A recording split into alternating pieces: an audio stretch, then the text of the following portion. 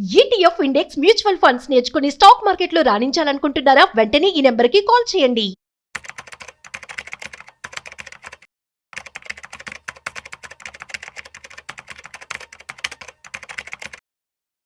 Hello నమస్తే, welcome to Suman TV. ప్రస్తుతం మనతో పాటు సుందరరామ్ రెడ్డి గారు ఉన్నారు. వీరితో ఈరోజు కొన్ని విషయాల గురించి మనం డిస్కస్ చేద్దాం. నమస్కారం అండి.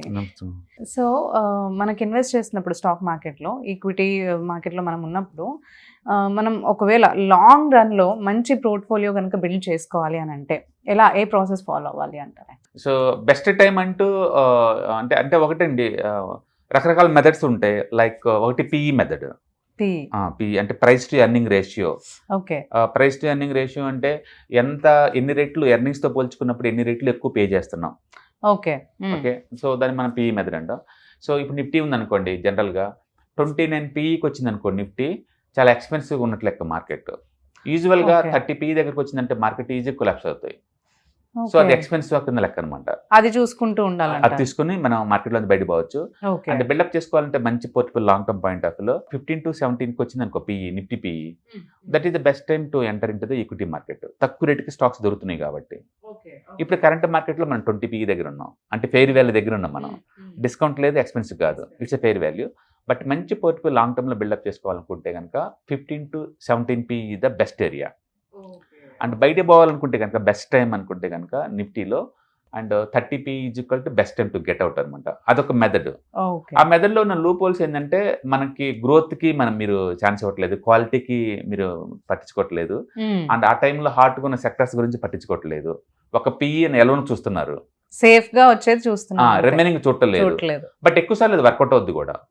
మనం నిఫ్టీ పీ ప్రకారం చూసుకుంటే ఎక్కువసార్లు వర్కౌట్ అవుద్ది, ఎందుకంటే లో పీలో ఎంటర్ అవుతున్నాం, హై పీలో బయటకు వెళ్తున్నాం. Concept simple and easy to maintain అనమాట. అంటే మనకు వచ్చే ఎక్కువ రిటర్న్స్ కంటే ఎక్కువ ఏమైనా లో తగ్గిపోతుందా మనకి? లేదు, లో పీ దగ్గర ఉన్నప్పుడు సేఫ్టీ ఎంటర్ అవుతారు, సేఫ్టీ ఎక్కువ, రిస్క్ తగ్గిద్ది ఆటోమేటిక్. అదొక మెథడ్. రెండో మెథడ్ ఏంటంటే గోల్డ్ తో కంపేర్ చేసుకున్నప్పుడు, ఇది కూడా one of the best safest format అనమాట. ఇదేంటంటే గోల్డ్ రిటర్న్స్ తోటి మీరు కంపేర్ చేస్తారు. గోల్డ్ రిటర్న్స్ ఎప్పుడైనా నిఫ్టీ కంటే ఎక్కువ రిటర్న్స్ ఇస్తున్నప్పుడు ఈక్విటీ మార్కెట్ బాగా డిస్టర్బ్ అయినట్లు లెక్క. అవును, మీరు అన్నారు కదా, తక్కువ రేటు దొరుకుతున్నట్లు లెక్క. అందుకని ఎప్పుడైనా గోల్డ్ నిఫ్టీ రిటర్న్స్ కంటే ఎంత ఎక్కువ రిటర్న్స్ ఇస్తే నీకు అంత తక్కువలో ఈక్విటీ మార్కెట్ దొరుకుతుంది. ఆ టైంలో కూడా ఎంటర్ అవ్వచ్చు అనమాట. మనం ఆ డేటా ప్రకారం చూసాం అనుకోండి, అంటే నిఫ్టీ కంటే ఎక్కువ, నిఫ్టీ యావరేజ్ మీద 13% తగ్గిస్తుంది. అంటే గోల్డ్ రిటర్న్స్ కనుక 13 కంటే ఎక్కువ ఇచ్చినప్పుడు మాత్రమే నువ్వు మార్కెట్లోకి ఎంటర్ అవ్వాలి. ఆ టైంలో లాంగ్ టర్మ్ పోర్ట్ఫోలియో బిల్డప్ చేసుకోవాలి మంచి మంచి స్టాక్స్ తోటి. ఎగ్జాంపుల్ 2003లో గోల్డ్ ప్రైస్ బాగా వచ్చింది, ఈక్విటీ మార్కెట్ బాగా డల్ అయింది అనమాట సంవత్సరం. అలాగే 2008లో అమెరికన్ రిసెషన్ టైం అనమాట. అది ఈక్విటీ మార్కెట్ కొలాప్స్ అయింది, ఆల్మోస్ట్ 60% డిస్కౌంట్కి వచ్చినాయి ఆ టైం.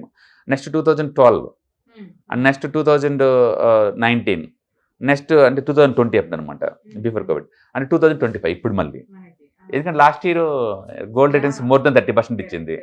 కాబట్టి గోల్డ్ రిటర్న్స్ ఎప్పుడైనా నిఫ్టీని కనుక దాటి వెళ్ళిపోతే అంటే ఈక్విటీ డిస్టర్బెన్స్ లో ఉంది, అందరూ గోల్డ్ కల్లా వెళ్ళిపోతారని అర్థం అనమాట. అందుకని అందరూ అమ్మేటప్పుడు మనం కొనుక్కోవడం బెటర్.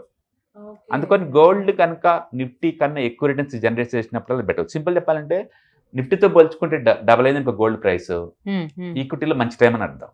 అలా కూడా బిల్డప్ చేసుకోవచ్చు. రకరకాల మెథడ్స్ ఫాలో అవుతూ ఉంటారు. వన్ ఆఫ్ ది బెస్ట్ వే అంటే నిఫ్టీ పిఈ మెథడ్. రెండోది గోల్డ్ తో కంపేర్ చేసుకొని కూడా ఎంటర్ అవ్వచ్చు. ఈ లెక్కన ఇప్పుడు గోల్డ్ లాస్ట్ ఇయర్ 30% ఇచ్చింది కాబట్టి this is the best time to invest in the equities long term point of వ్యూలో. ఇంకా చాలా మెథడ్స్ ఉండొచ్చు. ఎనీ పాయింట్ ఆఫ్ టైం ఎంత మార్కెట్ కాస్ట్లీ అయినా కూడా మనం స్టాక్ స్పెసిఫిక్ అప్రోచ్ చూసుకున్నాం అనుకోండి, వాటికి ఎప్పటికీ ఆపర్చునిటీస్ ఉంటాయి.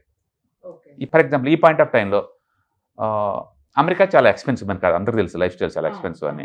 అంటే ఫార్మాస్యూటికల్స్లో సిడిఎంఓ మంచి ఆపర్చునిటీస్, అలాంటి వాటిని ఒక ప్యాక్ లాగా తీసుకోవచ్చు మనం. రెండోది ఇండియాలో పవర్ షార్టేజ్ చాలా ఎక్కువ ఉంది, ఎందుకంటే మేడ్ ఇన్ ఇండియా అని చెప్పేసి ఎక్కువ మ్యానుఫ్యాక్చరింగ్ ఎక్కువ అవుతుంది, ఎలక్ట్రికల్ వెహికల్స్ ఎక్కువ అవుతున్నాయి, ఇండియా మొత్తం మీద మెట్రోస్ రన్ అవుతున్నాయి. So power distribution, power transmission companies and transform storage companies huge growth opportunities ఉన్నాయి ముందు రోజుల్లో. అది గ్రీన్ ఎనర్జీ కావచ్చు, ఆయిల్ అండ్ గ్యాస్ ఏదైనా కావచ్చు, అది ప్రొడక్షన్ చేసే కెపాసిటీ. బట్ పవర్ అయితే ట్రాన్స్మిషన్ అవ్వాలి కదా, ప్లేస్ నుంచి ప్లేస్ డిస్ట్రిబ్యూట్ అవ్వాలి కదా, వీటిని మెయింటైన్ చేయడం కోసం ట్రాన్స్ఫార్మర్స్ కావాలి కదా. ఇవి హ్యూజ్ డిమాండ్ ఉంటాయి నెక్స్ట్ 10-15 years. ఆ ఏరియాలో మనం ఇన్వెస్ట్ చేసుకోవచ్చు. ఓకే, అలాగే ఇప్పుడు లైఫ్ స్టైల్ కాస్ట్ బాగా పెరుగుతుంది ఇండియాలో, ఎర్నింగ్ పవర్ బాగా పెరుగుతుంది. అండ్ ఏసీస్ ఇలాంటి వాటిలో కూడా అంటే వైట్ గూడ్స్ అంటాం కదా, వాటికి కూడా హ్యూజ్ డిమాండ్ రాబోతుంది. సో వాటికి కూడా మనం ఇన్వెస్ట్ చేసుకోవచ్చు.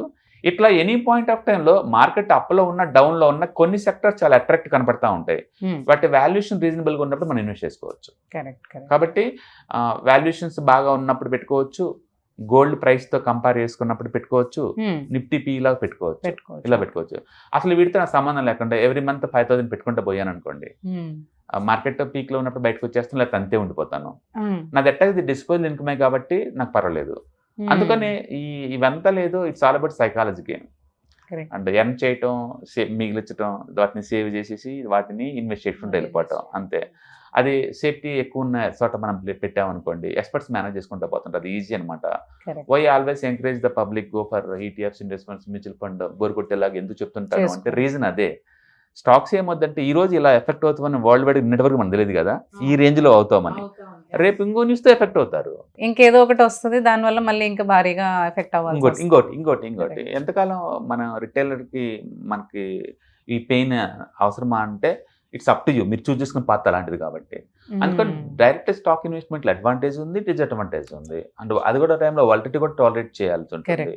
అందుకని చిన్న వాళ్ళకి సేఫెస్ట్ రూట్ అంటే గో ఫర్ మ్యూచువల్ ఫండ్స్. అవి పడవ అంటే పడతాయి, బట్ ఫండ్స్ మేనేజర్స్ చూసుకుంటున్నారు కాబట్టి ఈజీగా రికవర్ చేసి పడేస్తారు. మన స్టాక్స్ రికవర్ అవ్వవు, ఎందుకంటే నువ్వు మళ్ళీ మార్చేంత వరకు తప్పదు కదా, తెలియదు కదా, వాళ్ళు అది ఫ్రీక్వెన్సీగా రీబ్యాలెన్స్ అవుతున్నాయి. అందుకే rebalancing it self is a very powerful tool అనమాట to make money long term point of లో, దట్ టు ఎక్స్పర్ట్స్. ఓకే, అందుకని డిఫరెంట్ వేలో మనం స్టాక్స్ పోర్ట్ఫోలియో బిల్డప్ చేసుకోవచ్చు లాంగ్ టర్మ్ పాయింట్ ఆఫ్ లో. But best route is the PE valuation. Even though ఆ పద్ధతిలో loopholes ఉన్నా సరే, still that is consider one of the best way. Basic గా లేమన్ అయినా అవి చూసుకుంటూ వెళ్ళిపోవచ్చు. సింపుల్ లో పీ హై పీ అంతే. Nifty 15 to 17 every month every year వచ్చిందంటే రాకపోవచ్చు, బట్ వచ్చినప్పుడు బిల్డప్ చేసుకోండి లాంగ్ టర్మ్ పోర్ట్ఫోలియోస్. రెండోది గోల్డ్ మెథడ్, అది కూడా ఈజీ ఉంటుంది. నిఫ్టీతో పోల్చుకున్నప్పుడు గోల్డ్ రేట్ ఎక్కువ ఇచ్చింది అనుకోండి, ఈక్విటీ డిస్టర్బెన్స్ లో ఉన్నట్లు లెక్క, తక్కువ రేట్ దూతున్నట్లు లెక్క, ఆ టైంలో బిల్డప్ చేసుకోవచ్చు. మూడోది ఏంటంటే ఎకానమీని అబ్జర్వ్ చేయండి, ఎక్కడ ఎక్కువ ఆపర్చునిటీస్ ఉంటే అక్కడ కూడా ఇన్వెస్ట్ చేసుకుంటూ పోవచ్చు. ఎగ్జాంపుల్ పవర్ అనుకున్నాం కదా, power transmission type, and pharma, CDMO stocks, ఇలాంటి లిస్ట్ ఎత్తుకుంటూ పోతే కొన్ని దొరుకుతుంది. Shipping industry huge growth opportunities long term point of India, అలాంటి అట్లా పెట్టుకోవచ్చు. ఇట్లా చాలా మెథడ్స్ ఉన్నాయి, మనం డిస్కస్ చేసింది 1 or 2 methods. Thank you. ETFs, index funds and mutual funds. మీరు కనుక స్టాక్ మార్కెట్లో ఎంటర్ అవ్వాలనుకుంటే, మార్కెట్లో స్టాక్స్ డైరెక్ట్గా ఇన్వెస్ట్ చేసే బదులు కపుల్ ఆఫ్ స్టాక్స్లో ఇన్వెస్ట్ చేయడం ద్వారా ఏంటంటే ఆటోమేటిక్ రిస్క్ తగ్గించుకోవచ్చు. కాబట్టి మీరు బిగినర్ అయినా లేదా ఎక్స్పీరియన్స్ పర్సన్ అయినా సరే, మార్కెట్లో సేఫ్ సెక్యూర్ వేలో లాంగ్ టర్మ్లో సస్టైనబిలిటీ కావాలంటే ఈ ప్రొడక్ట్స్లో ఇన్వెస్ట్ చేయడం ద్వారా దాన్ని సాధ్యం చేసుకోవచ్చు అనమాట. కాబట్టి మీకు ఎవరికైనా సరే ఈ ఈటీఎఫ్స్, ఇండెక్స్ ఫండ్స్, మ్యూచువల్ ఫండ్లో ఇన్డెప్త్ నాలెడ్జ్ కోసం అండ్ గైడెన్స్ కోసం ఈ ట్రైనింగ్ ప్రోగ్రామ్ అటెండ్ అవడం ద్వారా మీరు మనీ మేక్ చేసుకోవచ్చు. కాబట్టి మీకు ఇంట్రెస్ట్ ఉన్న పార్టిసిపెంట్స్ ఈ వీకెండ్లో జరిగే వెబినార్ అటెండ్ అవడం ద్వారా ఇందులో ETFs, index funds, mutual funds అంటే ఏంటి, వాటిని ఎలా మనీ మేక్ చేసుకోవాలి, వాటిని ఎలా మేనేజ్ చేసుకోవాలి, వాటి గురించి కాంప్రహెన్సివ్ ట్రైనింగ్ మీకు ఈ ప్రోగ్రాంలో అందించబడుతుంది. ఈ వీకెండ్లో జరిగే ఈ ప్రోగ్రామ్కి ఎన్రోల్ చేసుకోండి. Thank you.